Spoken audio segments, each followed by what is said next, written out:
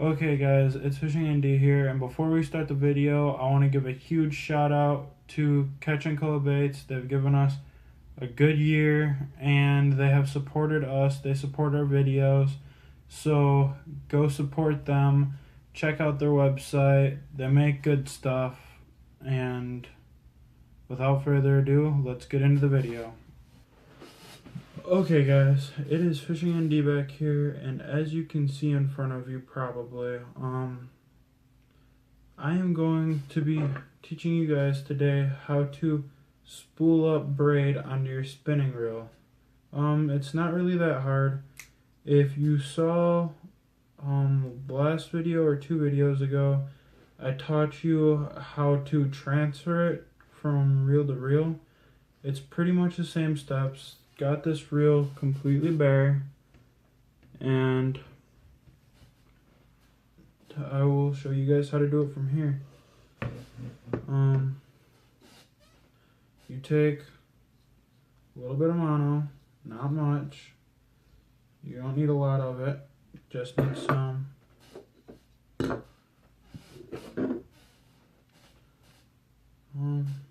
Probably about this much. Doesn't matter what kind of mono, and it doesn't matter how thick. I'm using some crappy old mono from 100 years ago that I found laying in a box.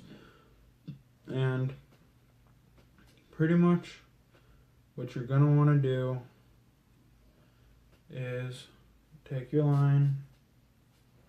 You got the bail of the fishing reel. I hope it's focusing in on. You got the bail. You wrap it around it, tie it up. I use a granny knot for this, but you can use whatever knot you want. It really, it doesn't matter at all. Some guys use really advanced knots. I just use an easy knot because it's at the bottom of the reel. You're not gonna ever, you should never have to worry about coming this far to the bottom of your reel. This should never even be a thought. If it is, then you should probably use a little bit bigger arbor reel, like a saltwater reel, and something with amazingly high drag.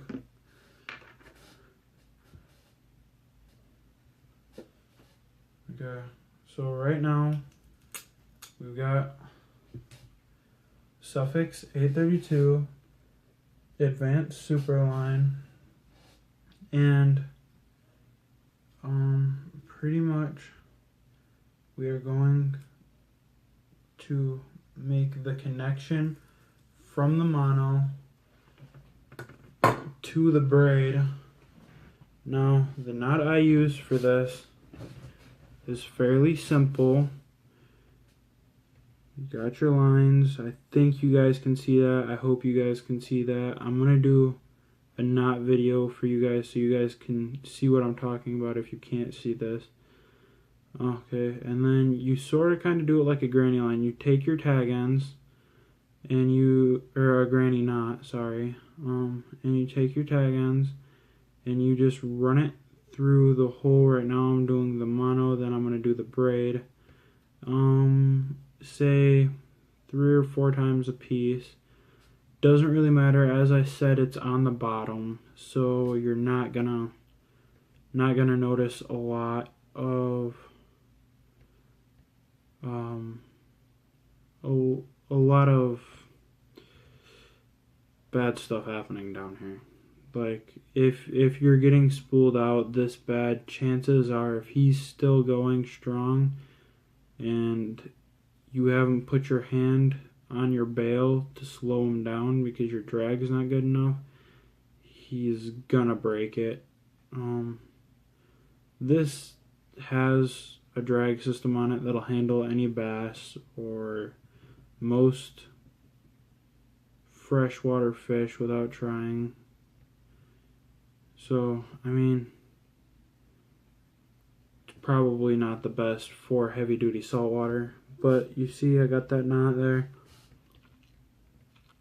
Make sure to wet it. You always got to wet your line. That way, when you're tightening it, the braid does not break the mono, because the braid will cause a lot of friction in this knot and will cause the mono to snap if it gets too hot. So just kind of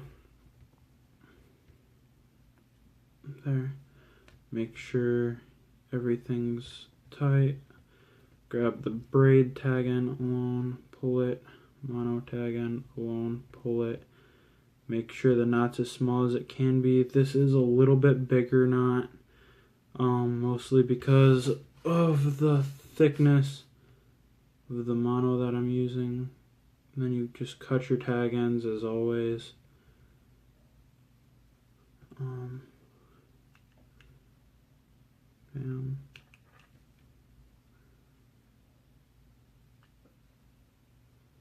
And bam. Tag ends cut. With the tag ends cut, pull on both ends. Make sure everything's as tight as it can be. Your knot's not gonna break. And then make sure that is as tight as it can be on that reel. It's a little bit loose. Should be fine.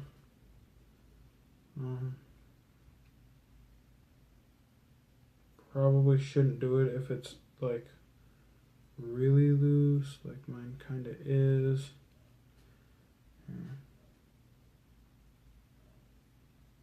Really going that way.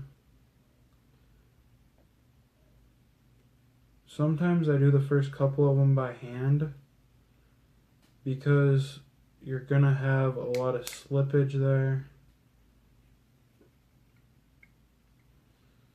Okay, start getting braid down.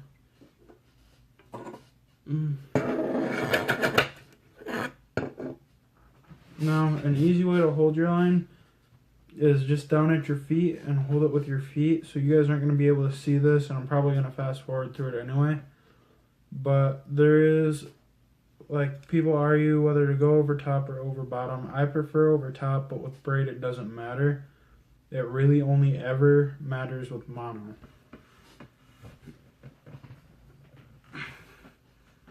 It can with fluoro too, but it's usually not a big deal with fluoro. Now you're going to want to make sure you got even tension on this at all times. Usually I put it through a reel too.